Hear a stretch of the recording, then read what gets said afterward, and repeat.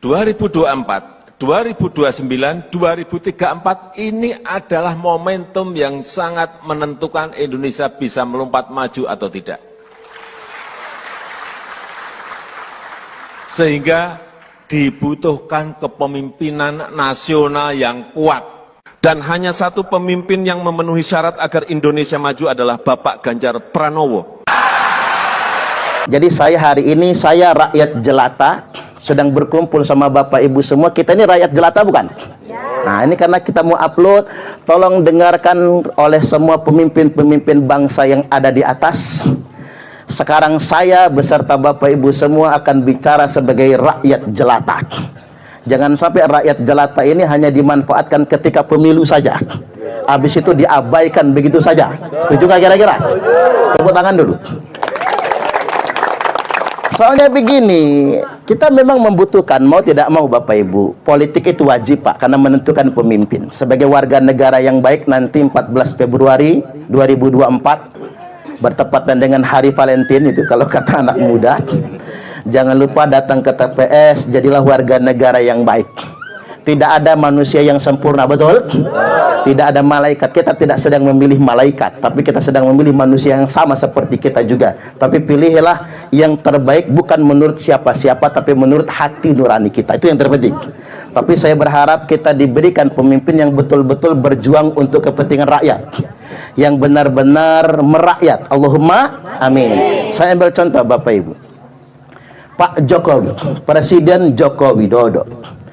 Orang lama membuli beliau, petugas partai itu bulian.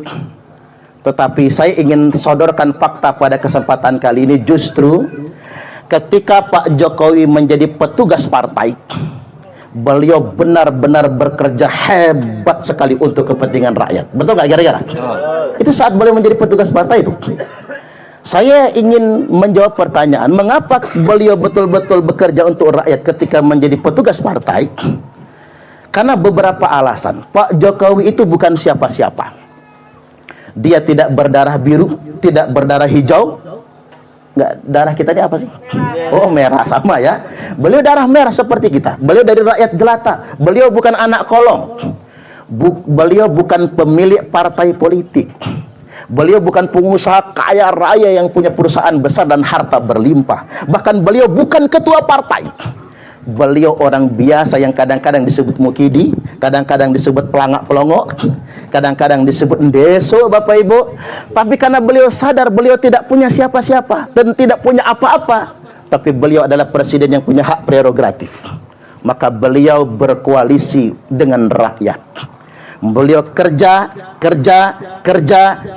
untuk kepentingan rakyat. Maka siapapun yang mengganggu beliau, rakyat yang akan membela. Contoh sederhananya apa? Saya. Pak Jokowi disebut ndeso, saya belain. Pak Jokowi disebut mukidi, saya jelaskan. Pak Jokowi disebut Fir'aun, saya kanter. Pak Jokowi disebut komunis, saya yang mengkanter. Ada mosi tidak percaya terhadap Presiden Jokowi. Kita di rumah Pak Suparno bikin pernyataan mosi kepercayaan penuh dengan Pak Jokowi. Mengapa itu terjadi? Karena kita percaya betul Pak Jokowi membela kepentingan rakyat. Ketika beliau diganggu, rakyat akan berjuang membela beliau. Tapi sayang, sejuta kali sayang, saat Pak Jokowi nggak mau lagi menjadi petugas partai, dia menjadi dirinya sendiri. Saat dia sudah menjadi dirinya sendiri, dia menjelma menjadi raja yang tak peduli dengan masukan orang lain, yang dipikirnya bukan kepentingan rakyat, tapi yang dipikirkannya adalah melanggengkan kekuasaan. Yang kita semua tercengang dan terbelalak putusan Mahkamah Konstitusi yang membangun kesan hanya untuk meloloskan Gibran Rakabuming Raka. Saya ingin tegaskan, selama Pak Jokowi menjadi petugas partai, beliau benar-benar bekerja untuk kepentingan rakyat. Tapi ketika dia ingin menjadi raja, dia lupa melayani kepentingan rakyat. Padahal Nabi SAW telah bersabda, Sayyidul qaumi khadimuhum. Pemimpin kaum itu adalah pelayan untuk rakyatnya. Kok jenengan tercengang semua ya? Ini ada apa ini? Antara setuju sama enggak deh, jangan-jangan. Ini kritik saya loh Bapak Ibu. Ini kritik saya. Itulah mengapa di dalam di demokrasi tidak boleh ada yang namanya tirani minoritas. Apa itu tirani minoritas? Ada minoritas elit yang menguasai banyak hal. Dia menguasai partai politik, dia menguasai legislatif, dia menguasai eksekutif, dia menguasai pengusaha, bahkan dia menguasai lembaga yudikatif. Bayangkan, Pak, ketika seorang yang sangat berkuasa, lantas kemudian dia bisa mengintervensi lembaga yudikatif, itu sangat bahaya sekali. Itulah mengapa kekuasaan harus berganti, tidak boleh selamanya. Sudah benar pembuat undang-undang yang mengatakan maksimal 2 periode untuk eksekutif. Kalau legislatif boleh banyak ya banyak. Maksimal 2 periode. Mengapa? Nggak boleh terlalu lama berkuasa. Bahaya. Coba kita ambil pelajaran. Pak Soekarno 20 tahun lebih. Jatuh kan? Ini pelajaran buat kita. Kemudian Pak Soeharto 32 tahun. Bahasa Arabnya apa, Pak? Kesuwen. Arab nangendi itu ya. Kesuwen. Sampai-sampai beliau dialog sama anak-anak. Kamu mau jadi apa? Mau jadi insinyur, bagus, kata Pak Harto. Lah kamu pengen jadi apa? Dokter, bagus. Nah kamu pengen jadi apa? Jadi guru, bagus. Yang berikutnya ditanya, kamu pengen jadi apa? Jadi presiden. Oh jangan, presiden sudah ada. Saking kesuwennya jadi penguasa Bapak Ibu, sampai digantikan anaknya pun, digantikan anak kecil pun tidak mau. Itulah mengapa kekuasaan tidak boleh terlalu lama. Apa yang disebut orang itu abuse of power. Jadi akan menyalahgunakan kekuasaan, di mana kekuasaannya akan silang sengkarut kemana saja. Itu yang sangat berbahaya. Akhirnya minoritas elit yang di atas tidak pernah berpikir membela kepentingan rakyat, mensejahterakan rakyat. Yang mereka pikir cuma satu hal, bagaimana caranya melanggengkan kekuasaan. Jangan sampai sedemikian rupa. Baik, dikit lagi Bapak Ibu. Hanya saja begini, kita sebagai rakyat jelata di bawah ini tak boleh hanya mengkritik dengan mendongak ke atas.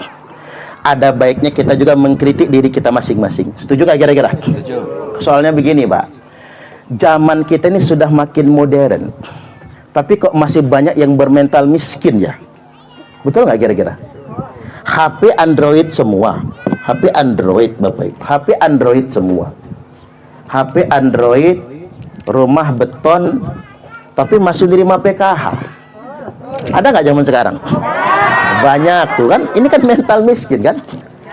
Coba kita bayangkan, zaman saya masih kecil yang punya TV di kampung saya itu cuman kepala suku loh. Kepala suku itu kadus sekarang ya.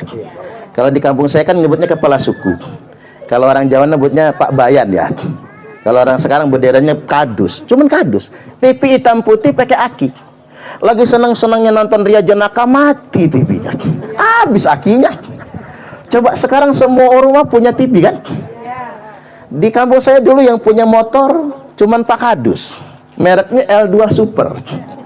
Nah zaman sekarang semua rumah punya motor loh, bahkan punya mobil, tapi mental miskin. Seorang Indonesia ini begini Bapak Ibu, kemana-mana gawenya selfie, pesta selfie, ke Lembah Hijau selfie, ke Mutun selfie, makan di begadang selfie, di sawah selfie. Dibilang melarat marah, nggak dapat BLT ngamuk. Oh kalau selfie itu nggak salah-salah, mulut dipengot-pengot kan, pakai 2 jari lagi ya. Kan sedemikian rupa. Kadang-kadang lagunya pakai skincare, glowingnya mukanya, padahal lakinya burik, bukan main itu. Ya gimana laki nggak burik? Kuli bangunan. Laki kuli bangunan, bininya sibuk senam. Pakai baju apa senam, ngetatnya bukan main. Itu lenjehnya, na'udzubillah. Kalau manggil temannya besti. Wah. Ada grup WhatsApp khusus grup sosialita. Kalau manggil teman jeng, jeng hari ini arisan di rumah siapa? Rumahnya Jeng Astuti. Lagu sosialita ini. Coba kadang-kadang ibu-ibu itu mesti sadar, ke dapur dulu, cari tabung yang warnanya hijau. Tolong baca tulisan yang ditulis putih itu lah. Hanya untuk rakyat miskin. Gitu ngaku soge. Rumahnya beton ya, kamarnya pakai AC. Gitu Bapak Ibu, banyak Indonesia ini orang kaya bermental miskin. Makanya saya ingin ingatkan, demi keadilan sosial, beliau yang kaya-kaya jangan ngambil fasilitas orang miskin. Setuju nggak kira-kira? Tangan di atas lebih baik daripada tangan di bawah. Saatnya yang bergaji berbagi, saatnya yang kaya memberi. Kita membantu sesama. Saya closing dengan beberapa pernyataan. Saya ditegur orang Bapak Ibu, Ustadz, dakwah sebenarnya bukan di mimbar ceramah, tapi dakwah yang sebenarnya ada di tengah-tengah masyarakat yang lemah. Setuju nggak kira-kira? Ya, kalau cuman cuap-cuap di mimbar kayak saya ini nih, cuman megang mic di balik kursi ini, tadi udah tanda tangan saya, amplopnya udah dikasihin duluan, belum ceramah udah dikasih sama ibu. Coba, enak kan Pak?